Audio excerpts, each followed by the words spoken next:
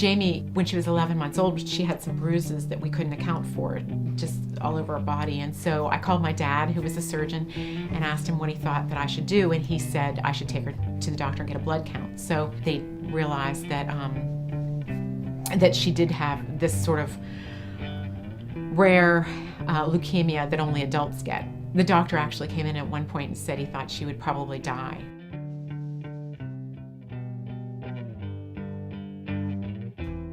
The one thing I think that happens when people go through traumatic illness like this or life-threatening diseases is that you realize that you really don't have anything else other than today. And so I lived in the hospital with her, and I was there when other children died, and I was in there with other kids when there was like a code blue, and I had to go get the mom and let them know that their child might die. And I was the only one who walked around in pajamas and wore pajamas in the hospital. The rest of them slept in their clothes because I was there for, like when you're living there for month after month.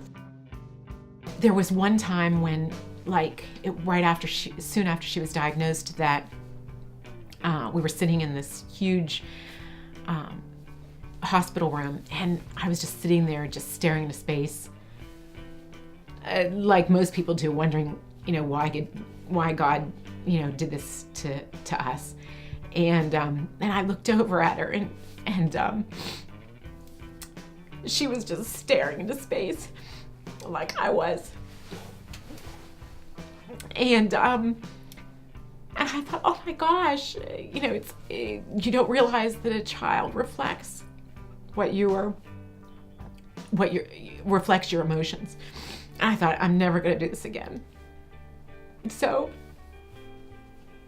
from that time forward, I would play with her at her crib, and I would laugh. She would never see me cry again. I just made it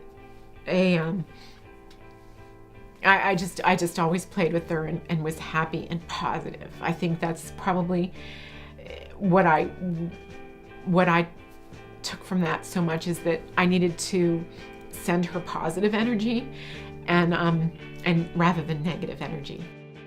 There have been many times in my life that God's really made his presence known, and that was one of them.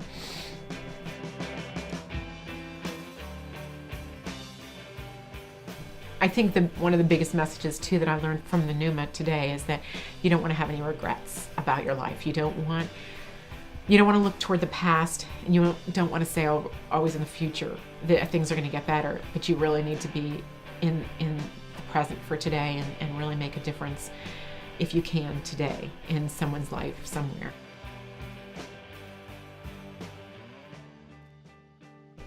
When people talk about the past, and just like they want to relive everything, and you talk about reliving, then all those memories are so wonderful, but the greatest pleasure, the greatest joy we all have is in today, and that's where the NOOMA touched me so much. Is you can think about all those things, and you can joyfully relive them in your mind, but the blessing is the day that we have today.